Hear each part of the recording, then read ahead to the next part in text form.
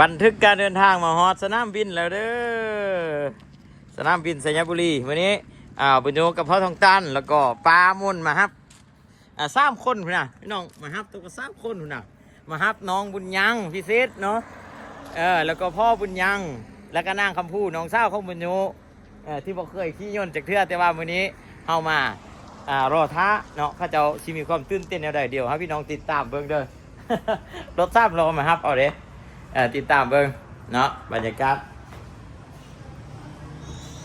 นี่พ่อดวงจันทร์สบายดีพ่อ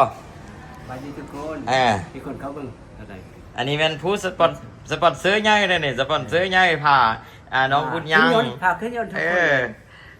นางกำพูแล้วก็พ่อพ่อบุญยังนะพ่อมดบุญยังนะขัดโมเมนต์พ่อดวงจันทร์นี้บุญยัง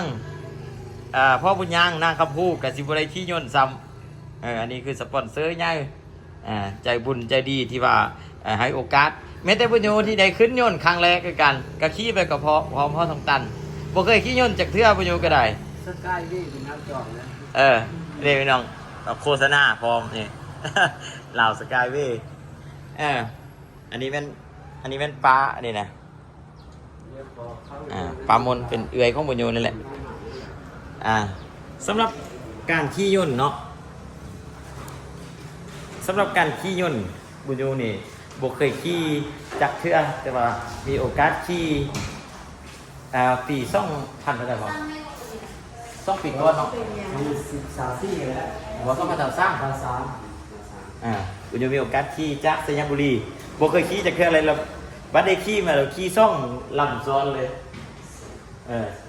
ขี่2 ลำซ้อนคือขี่จากสัญบุรีไปลงเวียงจันทน์แล้วขี่จากเวียงจันทน์ไปไปลงปักเซที่ว่าแบบความตื่นเต้นเนาะ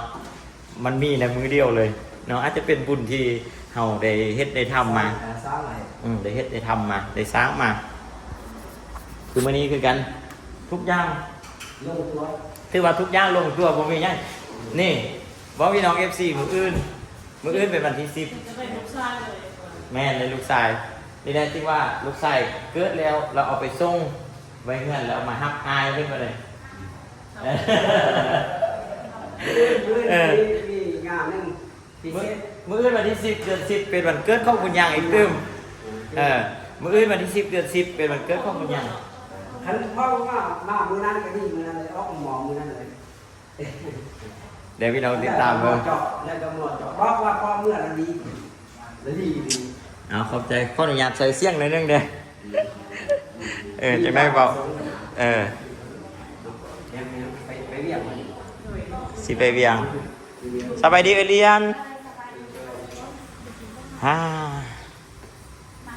แมนมาครับท้าวบุญยังนางคำพูแล้วก็พ่อบุญยังคำพูก็มาพร้อมคาดว่าประมาณจากโมงประมาณ1 โมงไป15 โมงประมาณนั้นเนาะเดี๋ยวพี่น้องรอท้าแป๊บนึงบรรยากาศเดี๋ยวไปดูให้เบิ้งสัญญบุรีอีกเนาะบางคนที่ว่าบ่เคยมาสัญญบุรีก็สามารถมาได้ผู้ใดที่ว่าบ่ฮู้เนาะบ่ฮู้ทางก็สามารถทักถามบุญโยได้เด้อบันทึกการเดินทางบันทึกพิเศษนี่โอ้ย้อนสิลงทางนี้เด้อนี่ย้อนสิลงทางนี้แหละเดี๋ยวบุญโยสิมายืนเพิ่งย้อนลงอยู่นี้เนาะแล้วหลังจากนั้นเราเราค่อยขึ้นไปขึ้นไปฮับเขาเจ้าอยู่พุ่นยืนเบิ้งย้อนลงอยู่นี่แหละเดี๋ยวจักน้อยเดี๋ยวนี้เพิ่นบอกว่าประมาณ1 โมงไป15แต่ก็ยังมีเวลาอยู่อีก25 นาทีเนาะอีก25 นาทีบุญโยไลฟ์สดพร้อมมีคนเบิ่งอยู่283จะสั่นผู้ใดที่เบิ่งอยู่ใส่อย่าลืมทักทายบุญโยเด้อจะได้ฮู้รอแป๊บนึงพี่น้องรอแป๊บนึงเดี๋ยวมาในบ่อสัญญบุรีจะมีภูผ้าที่ว่าโดดเด่นจังซั่นผู้ใดที่ว่า บ่เคยมาก็ลองมาเที่ยวเบิ่งชัยบุรีบ้านเฮาแขวงชัยบุรี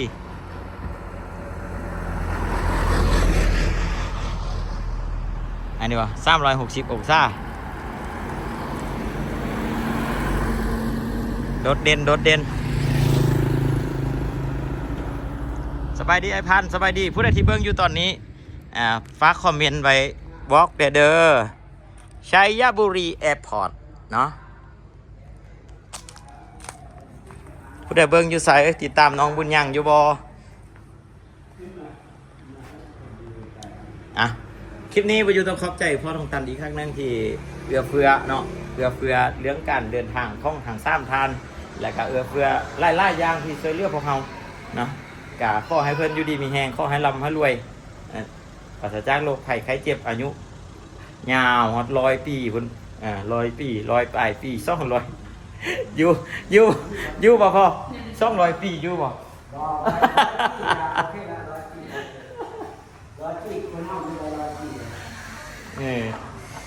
นั่นแหละเอาแล้วก็ขอบใจเบิดทุกคนพี่น้องเลยขอบใจแพทย์ขอบใจหมอเนาะที่ช่วยเกิดน้อง AI เดี๋ยวนี้น้อง AI รอท้าเฮาอยู่คุณรอท้าน้องบุญยังอยู่คุณแล้วก็มีแต่ว่าให้พี่น้องกดติดตามไว้เนาะจะนำเสนอไปบางทีก็เป็น EP ต่อไปเติมให้พี่น้องได้เบิ่งได้ชมกันนะขอบใจ FC เนาะขอบใจผู้ที่ติดตามแล้วก็เป็นห่วงน้องบุญยังขอบใจผู้ที่ว่าสนับสนุนนำใจเล็กๆน้อยๆบอกหรือว่านำใจล่วงไล่ที่ให้น้องบุญยังเนาะบางคนก็ให้10,000 20,000แต่ก้อนมาบุญยูได้เป็นสะพานบุญทรงให้มีแต่ว่าบุญยูชี้แจงครับพี่น้องฮู้เลยว่ามือได้มือนึงเนาะบุญยูจะมาเปิดบัญชีเนาะเปิดบัญชีน้องบุญยังเกี่ยวกับเงินเนาะที่โอนเข้าบัญชีบุญยูเนาะบุญยูบอกเด้อแล้วบุญยูสิมาเลื่อนเบิ่งว่ามีไพ่ใดที่โอนให้เท่าใดแล้วเงินมันทึกโอนไปใส่แดบุญยูเอาไปใส่เองบ่จำนวนเท่าใดเดี๋ยวบุญยูสิบอกแล้วบุญน้องบุญย่างนี่นะใส่ใจในการผ่าตัดนี่เมื่อเท่าใดแล้วก็ขอบใจอีกเท่านึงเนาะขอบใจอีกเท่านึงขอบใจทางมูลนิธิเนาะทางมูลนิธิช่วยเหลือคนทุกข์ยากนครหลวงเวียงจันทร์ที่มาเป็นแห่งอีกแห่งสุดท้ายเนาะว่าเนาะเป็นอีกแห่งนึงเป็นแห่งที่แบบทรงก็คือเพิ่นใดคาจิว่าจากใดเพิ่นได้หูข้าวน้องบุญยังแล้วยื่นมือเขามาช่วยจนช่วยเรื่องค่าผ่าตัดครั้งที่3เนาะแล้วก็ค่ายุกค่ายาค่าอย่างต่างๆแม่นเพิ่นรับผิดชอบรวมเป็นเงินเพิ่นใช้จ่ายอยู่ประมาณ12 ล้านกว่าพี่น้อง12-13 ล้านนี่แหละ12-13 ล้านกิฟต์เนาะในการนั้นนะเดี๋ยวบุญยูไปเบิ่งตัวเลขขึ้นก่อนเนาะแล้วบุญยูบ่ชื่อเดี๋ยวบุญยูเบิ่งตัวเลขขึ้นแม่นขอบใจเบิดทุกคนเลยพี่น้องเด้อขอบใจเบิดทุกคนแหละ FC ครับบ่มี FC ช่วยเหลือนี่โอ้น้องบุญยังนี่บ่ฮู้ว่าสิเป็นแนวใดว่าซั่นซะค่าใช้จ่ายสำหรับมูลนิธิช่วยนี่เดี๋ยวบุญยูสิไปเบิ่งขึ้นก่อนเนาะพ่อทองตันเป็นเสาหลักเนาะเสาหลักพ่อทองตันเป็นเสาหลักครับบ่มีพ่อทองตันก็อีกอันนึงอีกที่พี่น้องตั้งแต่เริ่มแรกที่น้องบุญยังเจ็บเป็นน่ะ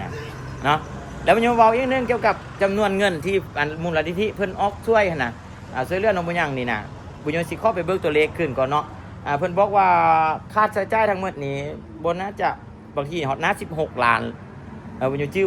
บ่ชื่อปานใดเนาะ16 ล้านหรือเท่าใดนี่แหละแล้วเพิ่นหลังจากที่จ่ายค่ายุกค่ายาแล้วเพิ่นเอาเงินให้น้องบุญยังกับพ่อนี่น่ะนี่มาบานเนาะเอาให้ไว้ซื้ออยู่ซื้อกินแม่นซะเพราะว่าเพิ่นก็ส่งจ่ายอย่างเรียบร้อยก็ซ้ำนั่นเนาะเพิ่นก็บอกบุญยูแนวนั้นเนาะขอบใจทุกคนเด้อขอบใจจะได้รับใช้พี่น้องทุกคนเนาะ FC ทุกคนมีเพลงฮอปสุดใหม่เดี๋ยวท้ารอฟ้าฟังเพลงตื้มเดี๋ยวท้าฟังเพลงเนาะพี่น้องเนาะเดี๋ยวจากน้อยอีก15 นาทีทุกคนดีใจบุญยังหายดีบุญยังให้ดีแหละให้ดีจากน้อยก็เป็นปกติแหละดีแต่ว่าให้พี่น้องติดตามเบิ่งต่อไปแหละผู้ใดมีความคิดเห็นแนวใดอย่าลืมคอมเมนต์บ้างวิดีโอนี้รู้สึกว่าอากาศร้อน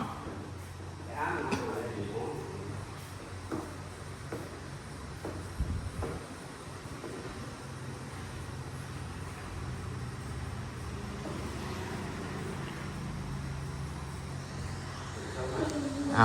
ทุกคนเข้ามากดไลค์กดแชร์อยู่นะเฟซพ่อตันเลย ไปเดี๋ยวแนะนำ FC ก่อนมาเอาเฟซพ่อทองตันมาไปติดตามพ่อทองตันเดิมยังเดิมมาพินมานะจอดีนี่อันนี้เป็น Facebook พ่อทองตันพี่น้องไปติดตามเดินนี่ทองตัน ที่ละคุณ ทองตันทิลากูลเขียนแบบนี้เราไปติดตามเราบอกว่าติดตามจากบุญยูแนะนำหรือว่าบันทึกการเดินทางแนะนำมาแบบสี่เนาะตอนนี้แบตเตอรี่เหลือแต่ไหน17%ชาติเยอะ กำลังชาร์จอยู่เอาเดี๋ยวพอปิ้นทางนี้เบิ้งขอปิ้นทางนี้เมื่อกี้นะจับตัวนั้นซ่องมาอีกแล้ว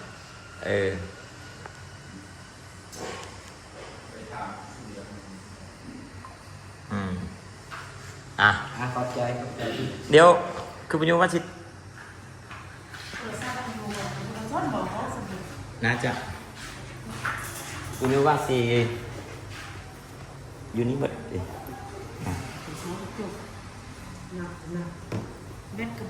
เดี๋ยวปัญญาสีข้อญาตจบไลน์ก่อนเพราะว่าเขาเจ้ายังบันทันมาเดี๋ยวจากน้อยจบวิดีโอเนาะแล้วจากน้อยท้ามาแล้วปัญญาสีนำเสนออีกเด้อ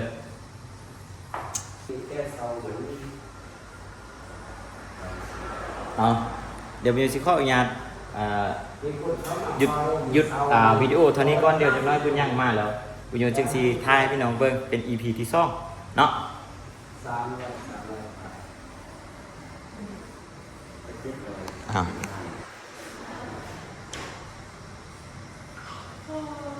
รอท้า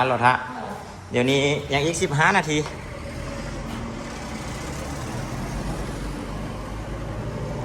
กดติดตามไว้ด้วยพี่น้องเด้อผู้ใดบ่ได้ติดตามคาดว่าอย่างอีก15 นาที